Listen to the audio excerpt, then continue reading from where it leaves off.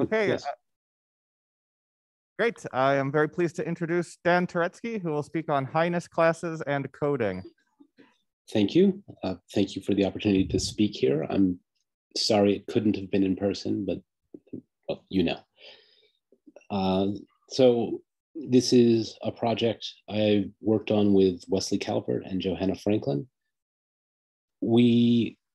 It's one of the things it's looking at is the difference between knowing whether an object exists and finding that object. So you might be interested in an isomorphism between two structures. If you have a nice oracle, you can ask the oracle, is there an isomorphism?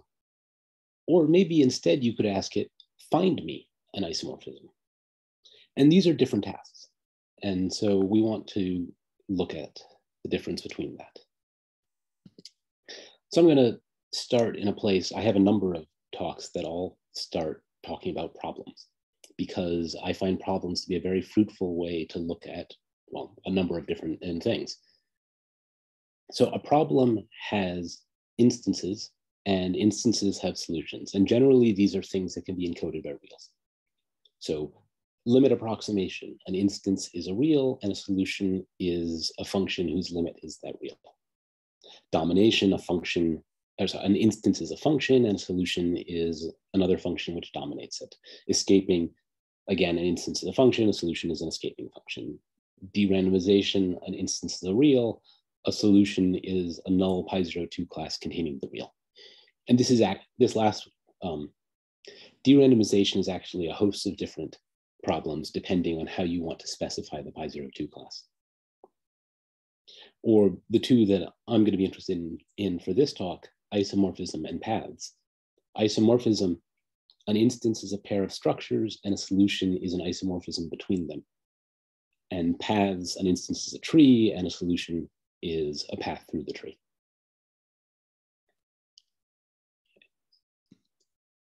So problems can get you classes of degrees, Highness notions and Lowness notions, and I'll say more about this in a moment.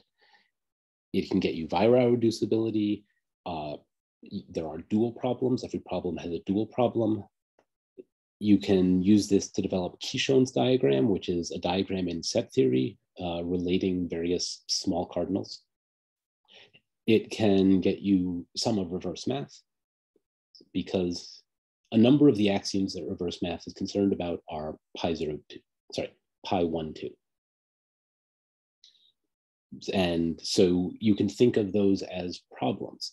The axiom is saying for every problem of a certain kind, for every instance of a certain problem, there is a solution. Or maybe for every instance that satisfies certain conditions, there is a solution. So Weak-Kernig's lemma has this form. For every tree that satisfies some nice something, there is a path through the tree.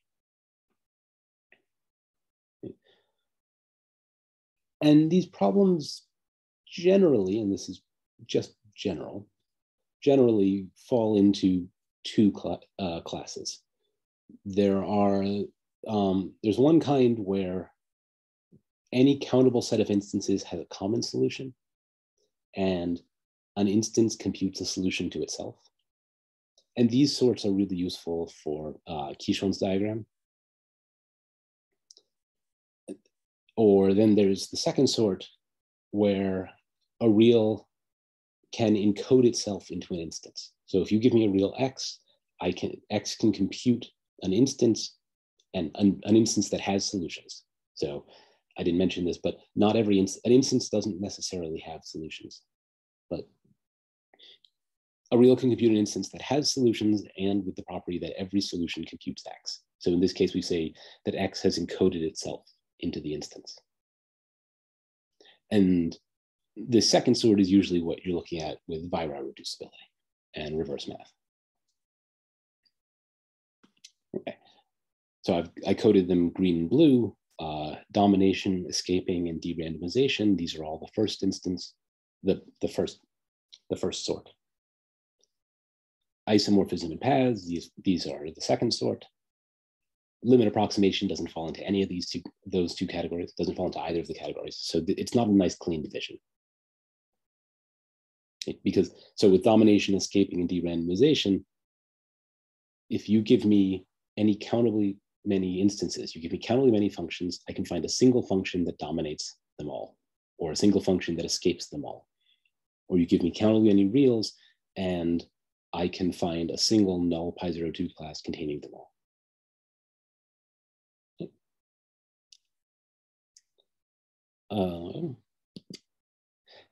So I mentioned lowness notions and highness notions. There are several different approaches you could take to defining highness notions and lowness notions associated with a problem. So you might say, as a highness notion, you might say, I compute an instance with no computable solution.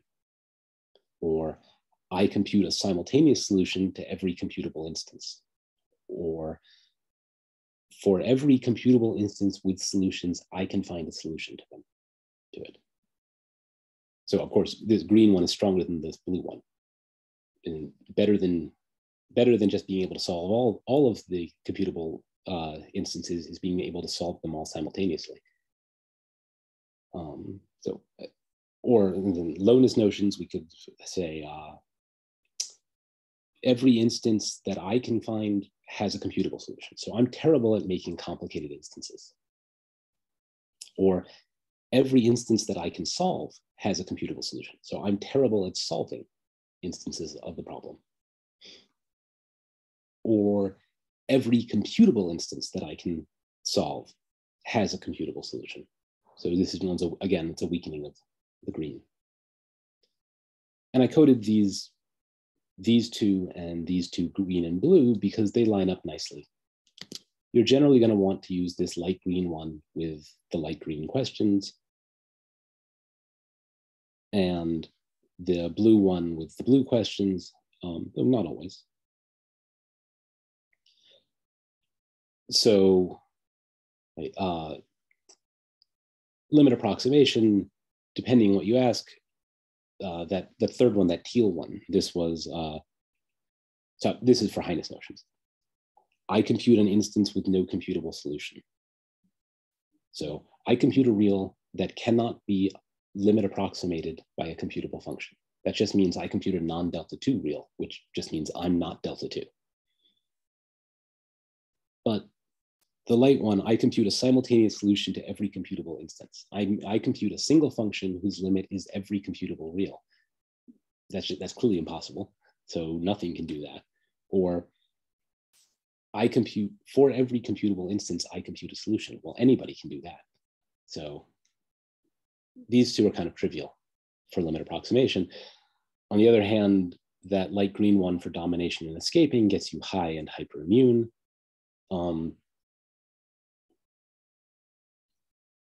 For the de-randomization question, I didn't indicate it, but the light green one, what it gets you depends on precisely how you're doing your randomness notions, so how you're specifying the pi02 class.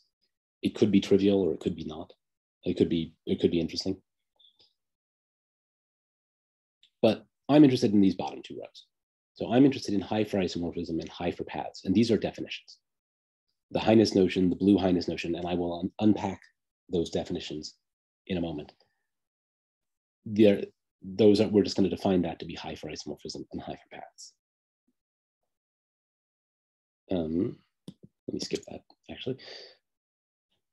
So unpacking that. So unpacking the definition, high for isomorphism, an oracle is high for isomorphism if for any two isomorphic structures that are, let me try again. For any two isomorphic computable structures, the oracle can find an isomorphism between them. And high for paths is saying for any computable tree, or if you want to understand this with pi01 classes, for any pi01 class, if it's non-empty. So for any non-empty pi01 class, the oracle can find an element, can compute an element of the class.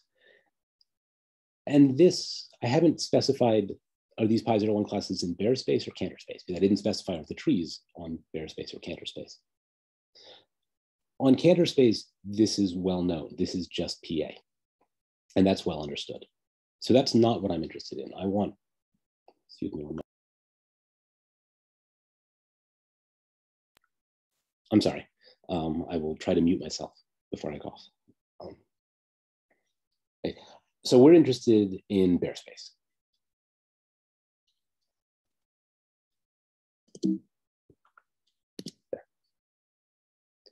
So some useful facts that you're likely familiar with already. Every pi01 class, of course, is a sigma-1 class. But in turn, sigma-1 classes in bare space are the projections of pi01 classes in bare space cross bare space. But bare space cross bare space is bare space. So putting these all together, our definition of high for paths was for pi01 classes, but we could have said sigma-1 classes, and it would have been the same thing. Because if you give me a sigma-1 class, it is the projection of a pi01 class. Since it's a high for paths oracle computes an element of that pi01 class, and then I just follow the projection to get an element of the sigma-1 class. So I will use pi01 class or sigma-1 class, depending on whichever one is easier.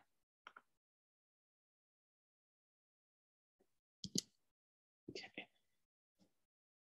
So I had these two notions, high for isomorphism and high for paths, and it turns out they're the same thing.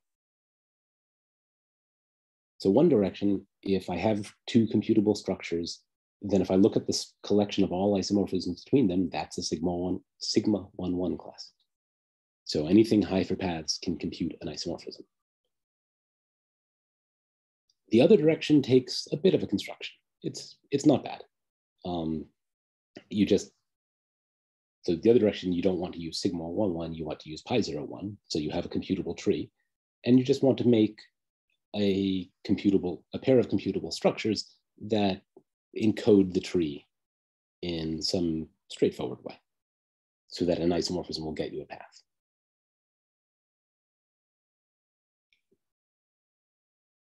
So because these are the same, I'm just going to say high for paths. These are really powerful degrees.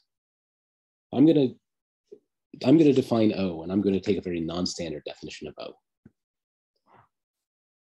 Let's fix some effective listing of pi01 classes. Then O is the set of indices for empty pi01 classes. This is, as I said, it's non-standard, but this is M equivalent to the usual definition of O. O will always compute the leftmost path through a computable tree. So O will be high for paths. On the other hand, if you give me any hyperarithmetic real, then the singleton of that real is a sigma-1 class. So, and in particular, 0 to the alpha for any computable ordinal alpha. Its singleton is sigma-1. So anything which is high for paths has to compute all delta 1 degrees. The natural thing to think at this point is that high for paths is simply the degrees above O. That's not the case. O is high for paths, and anything that's high for paths has to be close to O in the sense that it has to compute all hyperarithmetic degrees. And in fact, we'll see it has to be close to O in another sense, but it doesn't actually have to be above O.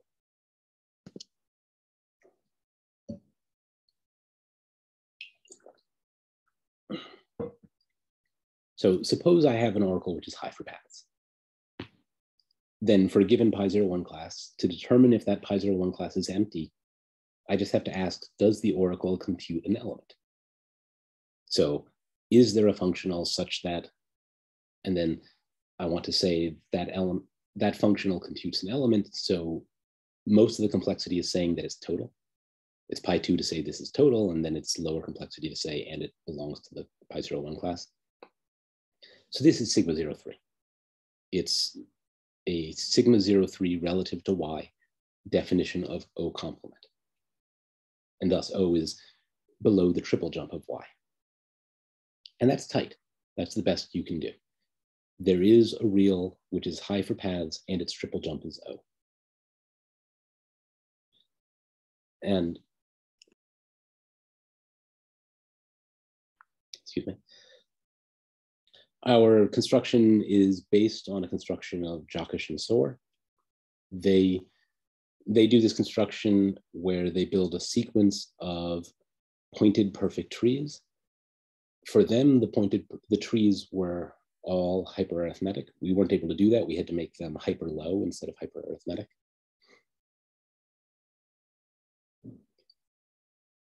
So, right, so they have to be close to O, but they don't quite have to get to O.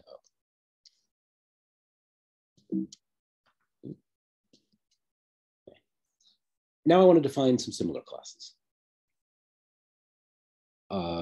For high for isomorphism, which turned out to be high for paths, we said, give me two computable structures, then the isomorphisms between them, that's a sigma 1, 1 class. So in that case, we were looking at a special case of sigma 1, 1 classes, those classes that happen to be formed in this fashion as the isomorphisms between two structures. Well, we could similarly look at other special cases. So we might have some special collection of sigma 1, 1 classes and say that Y is high for that collection if it computes an element of every non-empty member of the collection. And I'm only going to be interested in for two cases, and I'll unpack these definitions again. I'm interested in high for descending sequences where my sigma 1, 1 classes take the form the descending sequences through a linear order, and high for jump structures where they take the form the jump structures on a linear order. And these are all implied by high for paths, because if you're high for paths, you compute an element of every sigma 1, 1 class. Okay. So the high for descending sequences first. Again, let's just unpack the definition. You're high for descending sequences if you compute a descending sequence in every computable ill-founded linear order. So we could have defined O as the indices for linear orders that happen to be ill-founded. If I fix some effective listing of computable linear orders, then those I's such that Li is ill-founded, that's Turing equivalent. Actually, it's 1 equivalent to O. And so we can repeat the argument we did before for Y is high for paths at most 3 jumps below O. We can repeat that with high for descending sequences. A given linear order is ill-founded precisely if there is a functional that on the oracle such that it's total and it gives me a descending sequence. And again, the complexity is saying there is a functional and it's total. Okay, so these similarly must be very close to O in this sense. And you might conjecture then that they're the same thing, but they're not. So, but if they were to be the same thing, something that's high for paths has to compute, we said it has to compute every hyperarithmetic real. So can we say the same thing about high for descending sequences? Can we show that they have to compute every hyperarithmetic real? Can we show that they have to compute 0 jump? 0 jump we can do, right? It's not hard to build a computable linear order of the form omega plus omega star, so it's ill-founded. And every descending sequence computes 0 jump. And this then shows that everything that's high for descending sequences will compute 0 jump. Turns out this is actually the best you can do. You can code 0 jump into the descending sequences of the linear order. You can't do any better. So if you give me a real which is not delta 2 and a computable ill-founded linear order, then I can find a descending sequence which avoids computing that real. So contrast with sigma 1, 1 classes, we could code any hyperarithmetic real. But with descending sequences through a linear order, you can only code delta 2 reals. So an argument that high for paths is the same as high for linear orders, which I've already given away the game and told you that's not the case. But if one were to try to argue this, one might try to take a sigma 1 class and transform it into a linear order and argue that every path through the linear order gives you an element of the class. And that just can't work.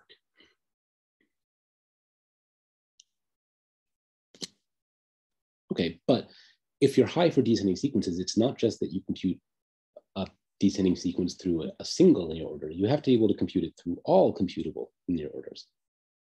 So maybe several linear orders would do the trick. And indeed, that can do better. You can code 0 to the n into n linear orders. So there are computable ill-founded linear orders, n L0 through Ln minus 1, so that any oracle which computes a descending sequence through all of them will compute 0 to the n. So 0 to the n has been encoded into the joins of the descending sequences. And again, that's the best you can do. If you give me something which is not computable from 0 to the n, so it's not delta 0 n plus 1, and you give me n ill-founded linear orders, then I can find descending sequences through them whose join avoids computing that real. So you can code 0 to the n into into the descending sequences of n linear orders, but you can't do better than that. And these are forcing constructions. They're co-enforcing, except the set of conditions is a sigma 1 set instead of a computable set of conditions. Okay. And indeed, using these ideas, we can separate the two classes. So because you can code 0 to the n into the descending sequences of n linear orders, if you are high for descending sequences, you have to compute 0 to the n, and this holds for all n. So you have to compute all arithmetical reals, but that's it. In meaning, if you give me an x which is not arithmetical, then I can find a y which is high for descending sequences and avoids computing x. And it's basically just using the ideas of the previous lemma. It's kind of like an exact pair construction. The ideas from the previous lemma say I can avoid, if you give me n linear orders, well, I can avoid computing something that's not arithmetical. So that's not delta 0 n plus 1. So certainly I can avoid computing x. And then I need to extend to n plus 1 linear orders. Well, I can still avoid computing x, and I just can't keep doing that. Okay. So if you're high for paths, you have to compute 0 to the omega. You have to compute anything hyper-arithmetic. But there's a high for descending sequences real oracle, which doesn't compute 0 to the omega, so that separates these two notions.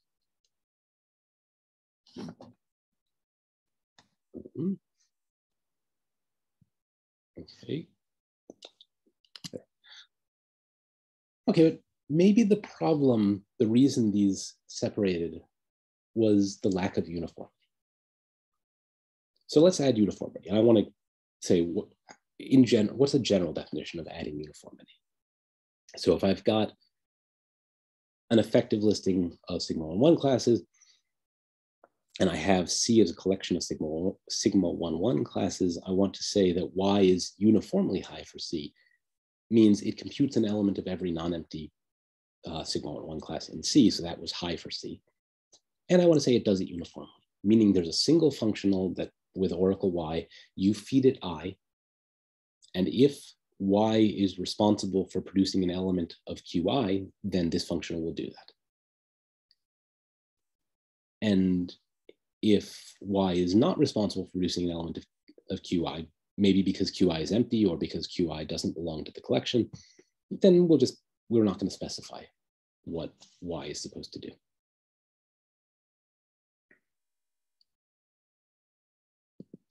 Okay.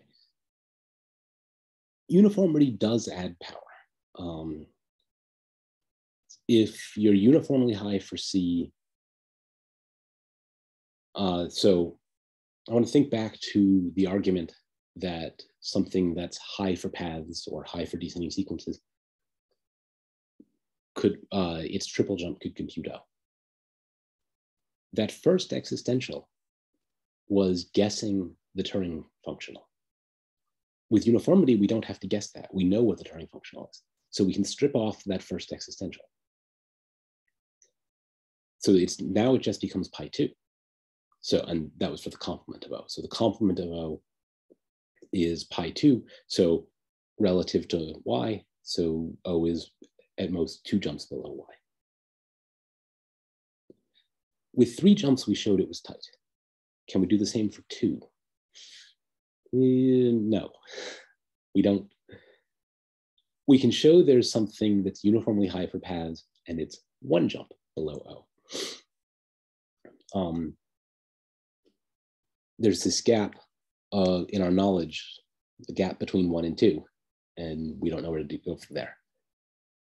The natural question to ask is, okay, if I start with that oracle, which is high for paths and 3 jumps below O, if I take 1 jump of that, does that work? No. And it's because of the quantifiers. So, O, we said O is sigma 3 relative to something which is high for paths. If you make it uniformly high for paths, you take off the existential at the front, making it pi2. If instead of making it uniform, you take a jump, taking a jump takes off a quantifier from the inside instead of from the outside. So it turns sigma 3 into sigma 2. So now it's both pi2 and sigma 2. That means it's delta 2. That means it's only 1 jump below.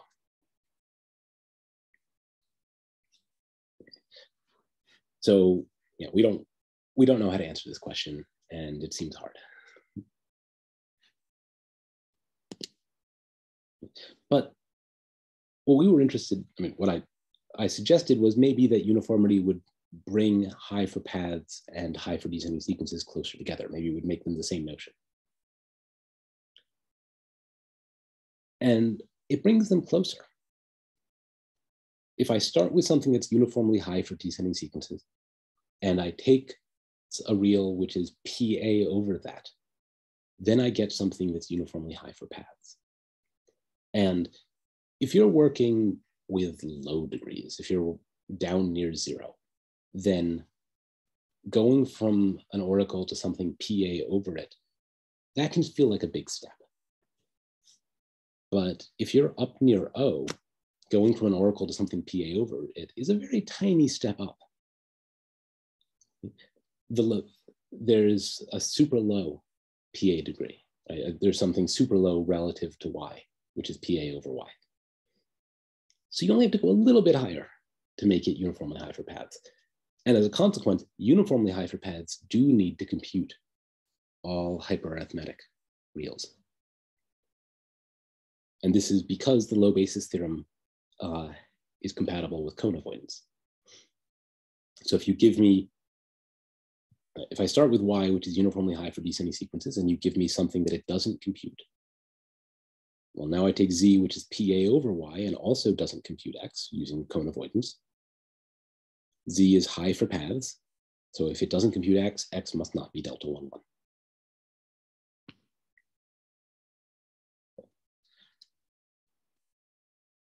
So this behavior of high for paths needs to be, or sorry, high for descending sequences needed to be close to O in the sense that no more than 3 jumps below O, but also somewhat weak in the fact that they didn't have to compute all hyperarithmetic reals. That goes away with uniformity. But nevertheless, we're going to separate high for paths and high for uniformly high for paths and uniformly high for descending sequences. So I need a method to build something that's uniformly high for descending sequences. And I'm going to use fast growing functions. So suppose I have a linear order L, I'm going to think of its domain as omega.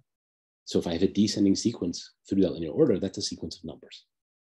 So I can talk about majorizing that sequence.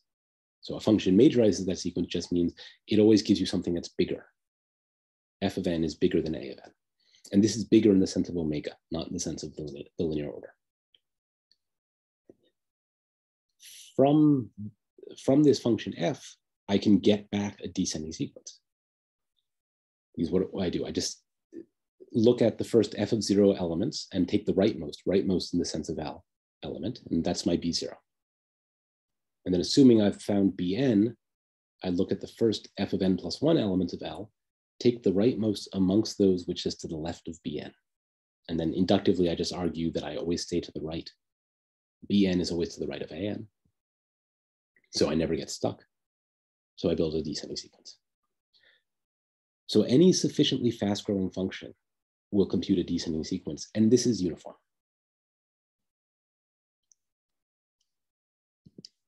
So what am I going to do? I'm going to make a function which I'm going to think of via pairing. I'm going to think of it as a whole sequence of functions, so that the ith column, the ith function in that sequence, is fast enough growing that it computes a descending sequence. So it has to majorize a descending sequence in Li if Li actually has a descending sequence. And if not, I'll just fill it in with something. It doesn't matter what.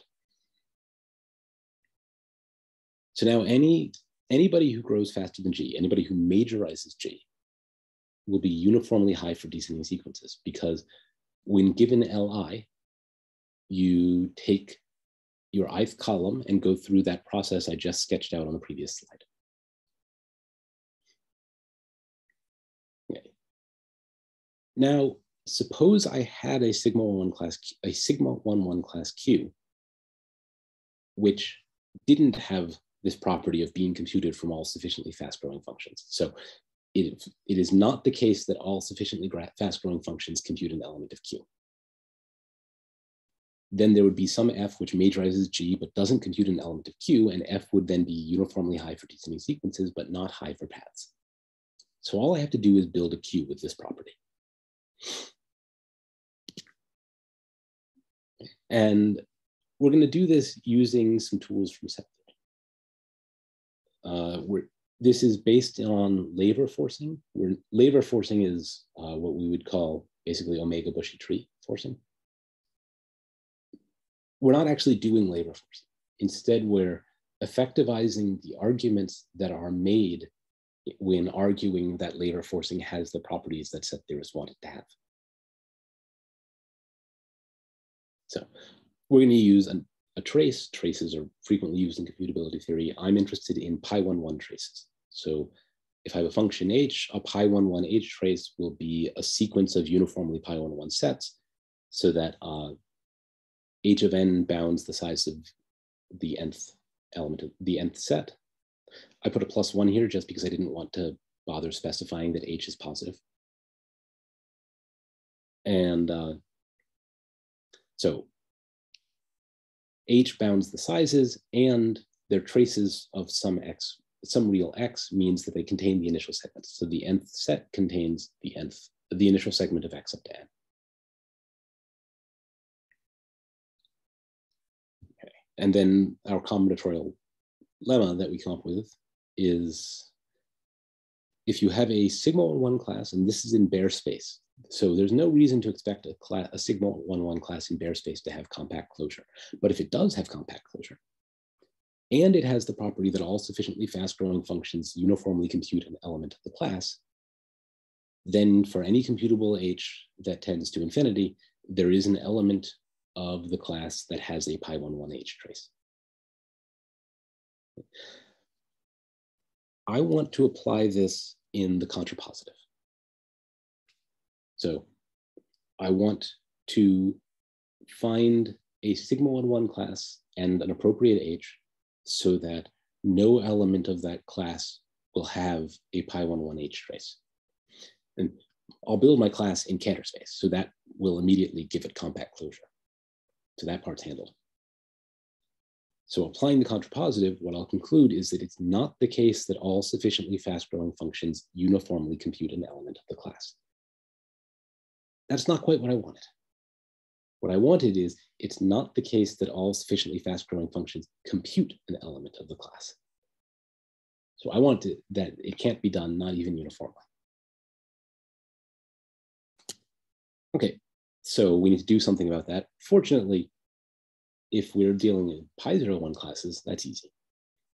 if you give me a pi01 class with the property that all sufficiently fast-growing functions compute an element, then all sufficiently fast-growing functions uniformly compute an element.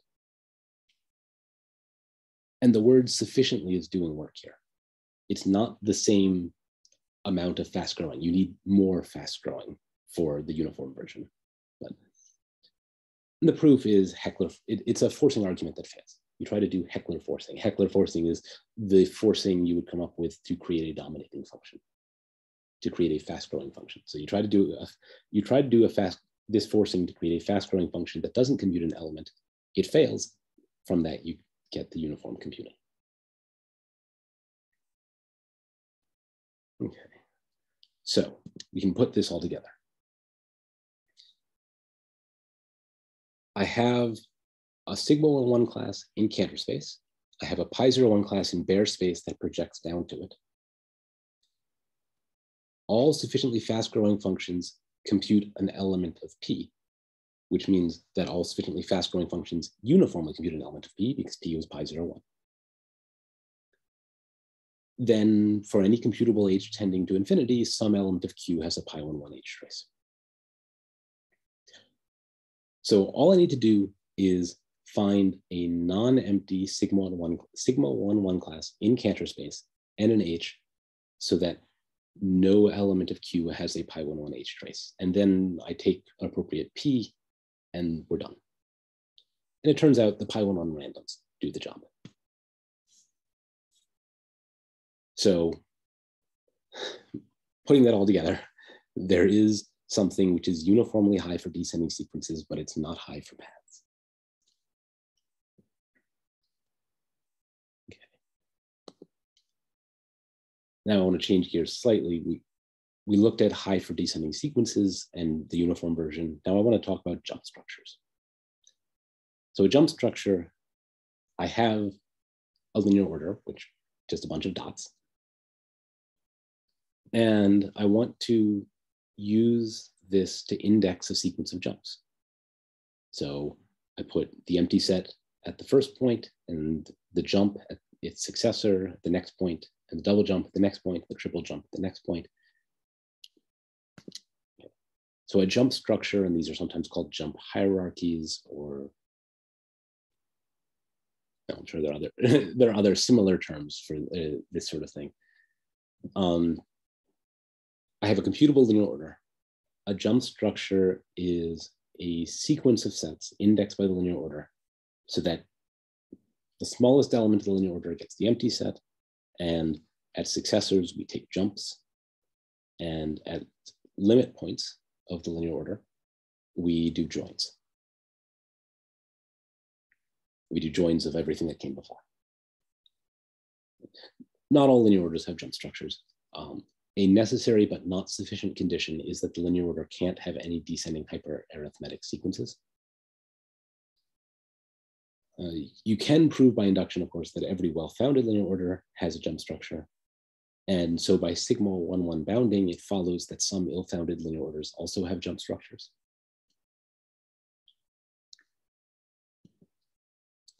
So, okay, let's define high for jump structures. If you give me a linear order, a computable linear order, the collection of jump structures is a sigma on that linear order is a sigma-1,1 class. It's actually pi02. So saying that something is high, so define something to be Y to be high for jump structures if it computes a jump structure on every linear order that has one. And then we'll define uniformly high in the uniform in the same way. This is going to behave like our other notions. Right. By definition, every high for jump structure degree, it has to compute 0 to the alpha, so it has to compute all the hyperarithmetic degrees. Harrington showed that the index set of, or the set of indices of linear orders that have a jump structure that's Turing equivalent to O. Again, this is actually one equivalent. So by the same sort of arguments as before, if you're high for jump structures, then you're no more than 3 jumps below O. And if you're uniformly high for jump structures, then you're no more than 2 jumps below O. And since high for paths implies high for jump structures, this one is tight and this one we don't know.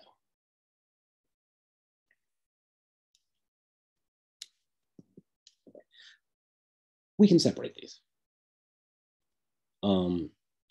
Because it turns out that the jump structures on a linear order, on an ill-founded linear order, would have also done the job of being the sigma 1,1 class that I was looking for before. So if you give me a computable ill-founded linear order, then there is an H such that no jump structure on L has a pi 1,1 H trace. And the argument is just, well, the idea is you take some point from the ill-founded part. The HA of that point, it can enumerate the trace because it has access to, beneath it, all 0 to the alphas. Using that HA plus 1 can, doing self-reference with the recursion theorem, it can diagonalize itself against the trace.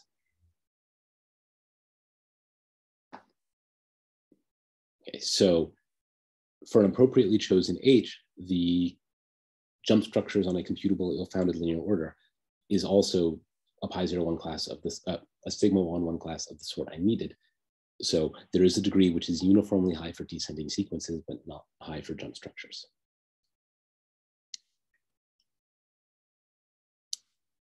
Okay. So we can separate that direction. What about the other direction? Can we build something which is uniformly high for jump structures, but not uniformly high for descending sequences, or drop the uniform? Can we do it just high, or maybe uniform on one side, but not the other? We don't know.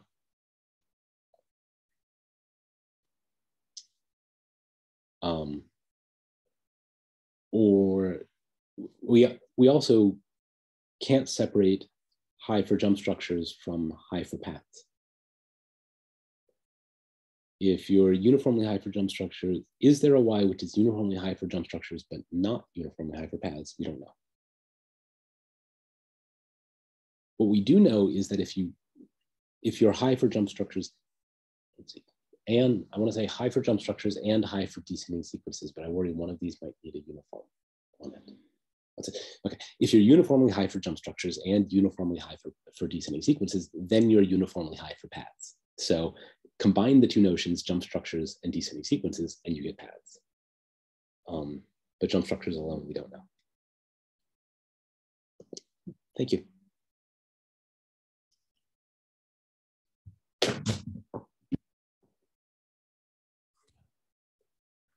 Thank you very much. Are there questions?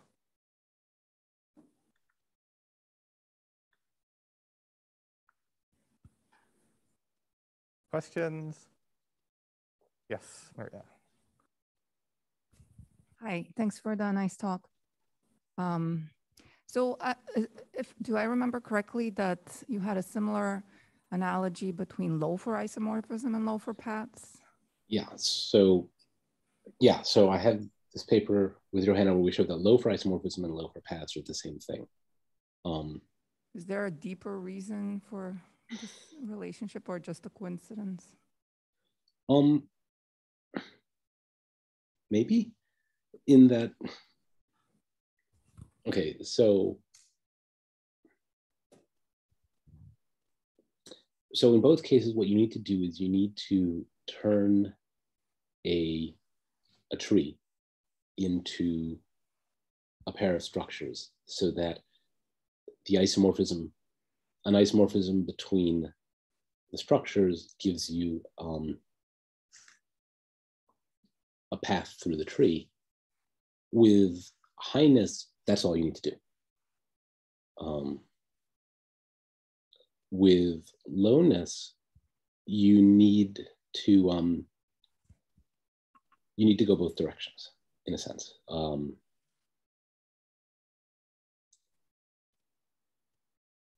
Actually, so it's not quite that. What you need to do, you need, with Lowness, you need to take a tree and make a pair of computable structures such that a path through the tree gives you an isomorphism between the structures, and the structures don't have a computable isomorphism between them, unless the tree had a computable isomorphism, had a computable path. So the easy way to do that is just to make it so that a path through the tree gives you an isomorphism, and an isomorphism gives you back a path. And if you can do that, then that also works at the Highness level.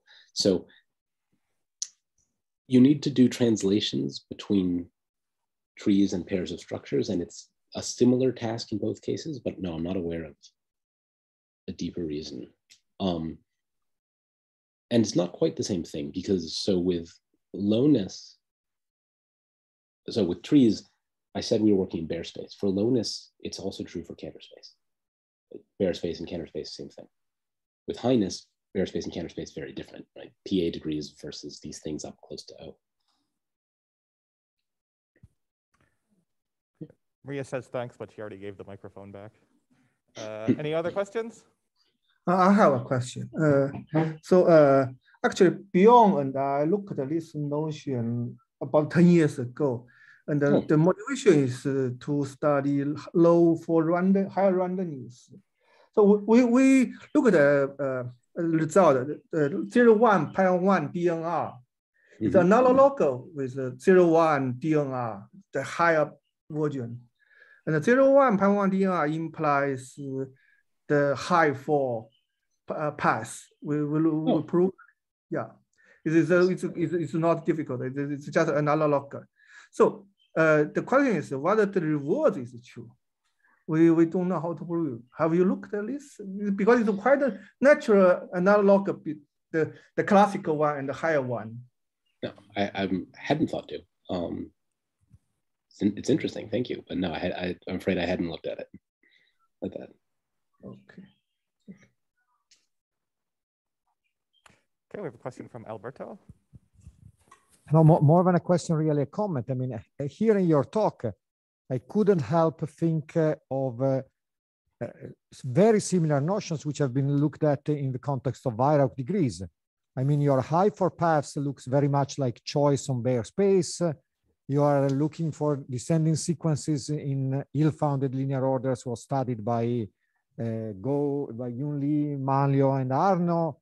I mean, and some results look very much the same in some sense. So I'm not sure, you know, whether you can really translate back and forth, but I see a sort of obvious connection that maybe it's worth exploring better. That's my suggestion. Just yeah, it's more a comment than a question. Yeah, well, thank you. That yeah, I don't know as much about Weyrauch reducibility as I should, but yeah, thank you. Anything else? Online participants, any more questions? Okay, thank you very much, Dan.